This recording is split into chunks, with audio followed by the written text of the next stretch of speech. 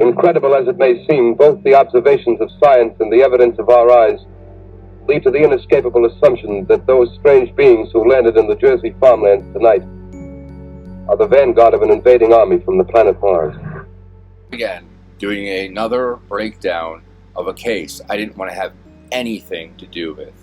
When this thing first came out, I pushed it as far away as possible. But here I am at 11:15 at night breaking down some court documents that I should have done about 2 days ago.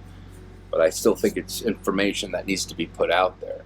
And I think first and foremost, let me put out my first comment. I'm a hypocrite. I don't make mistakes. I got some happy accidents along the way. I totally mainstream media this guy about 6 months ago.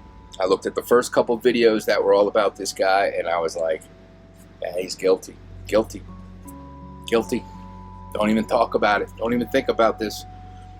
And about 3 months ago, well, 2 months ago, I looked into it again just to get an update, and I was shocked at how manipulated I was by the media, by mainstream media. I wasn't looking at other people's stuff. I was just looking at mainstream media stuff. And it shocked me. I actually posted something a couple days ago from a January 1st article that just it absolutely blew my mind that these people would write stuff like this without any full-scale evidence. It's like, it doesn't matter what you say anymore. You just throw it out there and hope it just sticks. It's sensationalized. I mean, for me, this nerdy loser should be hung by the toenails in the city square. They should gouge out his eyes and cut off his tongue. They should brutally beat this man to within an inch of his life and leave him begging for the sweet darkness of death. You may ask, what about his ears? No. We should leave his ears so that he can hear everyone who passes by as they dry heave over the grotesque and unrecoverable carnage once known as a human male.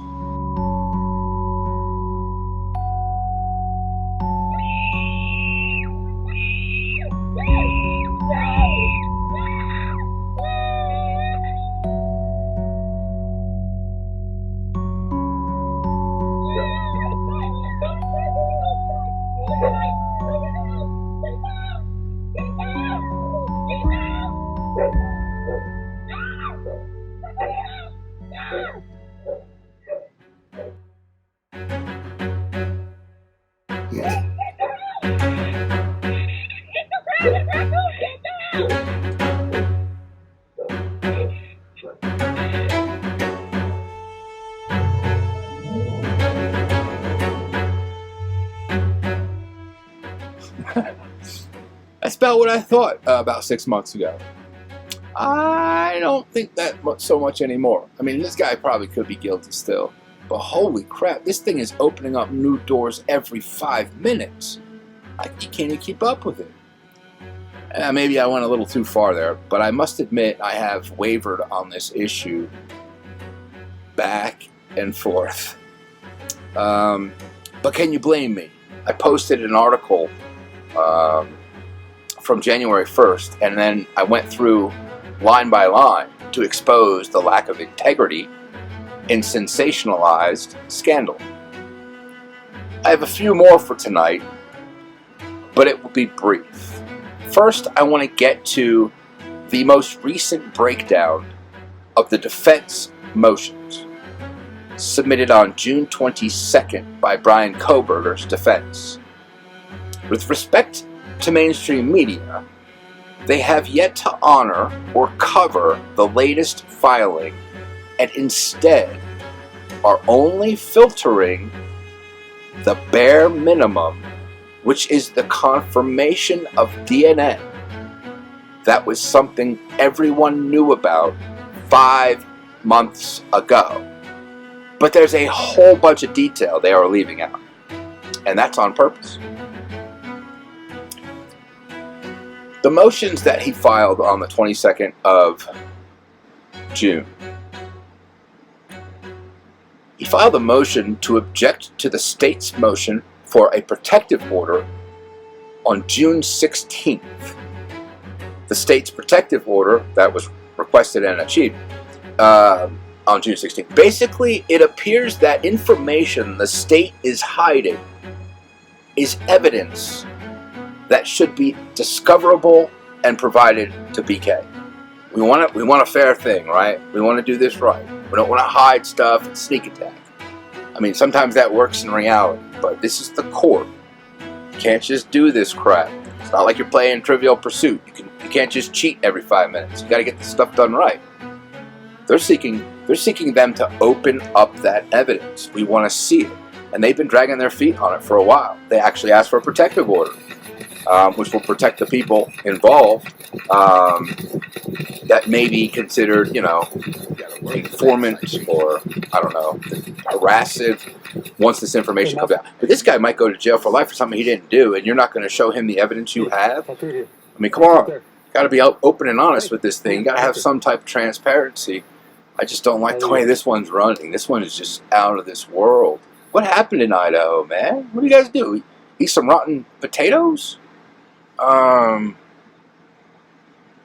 One key point in their new filings is that it specifically states that a sheath was placed on the bed. Didn't say it fell off, didn't say it ended up, didn't say dog grabbed it. It says it was placed on the bed. And where the sheet was placed was underneath one of the bodies, which was also underneath a set of covers or sheets. Not a huge amount, not like a giant, overwhelming but that is important. That doesn't make a lot of sense. It doesn't make me feel very comfortable about this placement of things. Basically, it went over that the STR went nowhere when run through the CODIS, which is a database of DNA. It came back as a male. Basically, that was the first step. You might not know this yet, but 2 additional male DNA profiles were found in the vicinity of the deceased. I don't know if that's right next to the bed. I don't know if that's on the nightstand. I don't know if that's on the doorbell. I don't know. Near the deceased is what this says. 2 additional. Did you know anything about this? And this is not being reported. This is one of those things that are being pushed to the side. Oh, we don't have to recognize those 2 pieces of DNA. We already got our guy. Okay. And we haven't heard any of this. And this is the defense.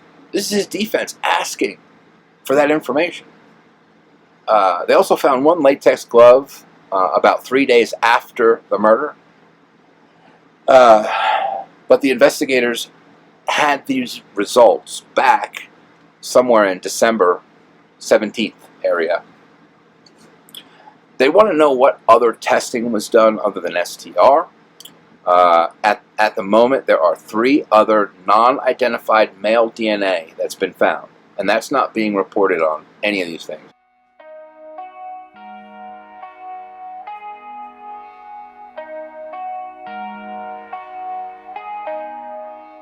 I got this stuff right here. 4 days ago, fight proving over Brian Kohberger DNA genetic genealogy that ID'd him. We kind of already knew that, and this is definitely not a hardcore mainstream channel. But News Nation, look at what they put out just 2 days ago. Remember, we got this information on the 22nd of June, and this is what they're talking about. Kohberger prosecutors consult family on death penalty. Hey, before we get to the court and we get to the trial, he's already guilty, don't worry about it. But do you want to go after the death penalty? Is that what you guys want? Just completely ignoring any of this new information. Brian Kohberger's cheek swab is a match to the DNA on the sheet. That's 4 days ago. We knew that 5 months ago. So this is what they're reporting. This is what they garnered. And they don't say anything else about anything else. Not that there was 3 other unidentified males. Just, it was Brian. See, don't talk about anything else. And if you read just those articles, which I probably did back in the day, I would say, oh, he's guilty. And then you go, there was additional DNA found? Wow. And they're bringing this up to sort of, it's called the halo effect. As the closer and closer we get to trial, these types of things are going to keep coming out. So we already knew the DNA matched, and there's new information today, not from 5 months ago, but new information today that they're not going to talk about. They're just going to rehash that, oh, cheek swab, good to go. And you will be fooled. And I hope that doesn't happen to our criminal justice system.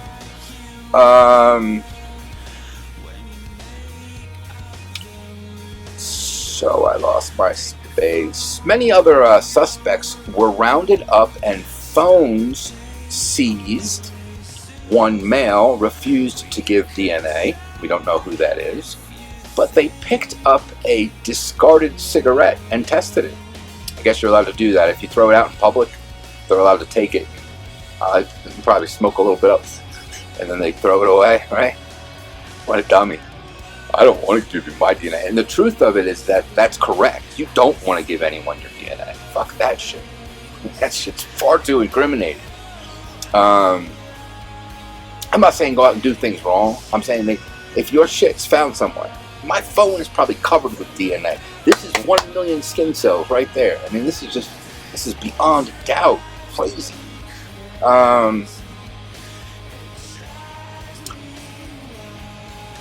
One car, they also went over this a little bit, that one car going the wrong way at the wrong time at the gas station was attributed to Brian Kohlberger. So it would have, if they say, okay, that's his car at this gas station, and that's one of the things that they used to incriminate him, if we watch the video, it's going the wrong direction at the wrong time. They say he's here, and they're actually showing evidence that he's somewhere else. And that's really weird how they did that. But they're trying to clarify that. The defense is trying to clarify this.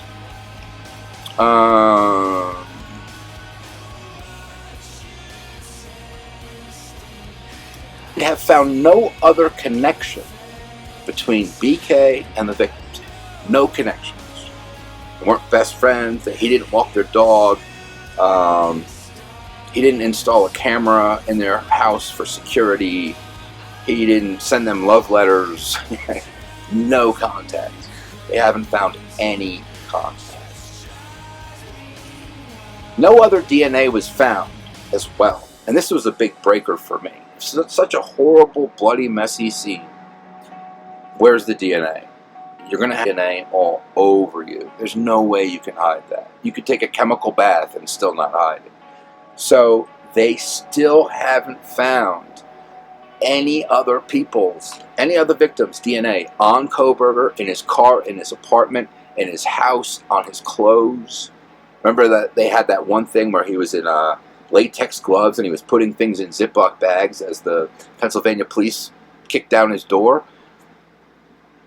They caught him doing it, and they didn't find anything. Nothing was there.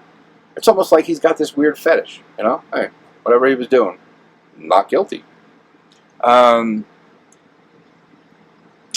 knife sheath and its genetic testing has some issues due to an experimental family tree and genealogical report that apparently has flaws and may get thrown out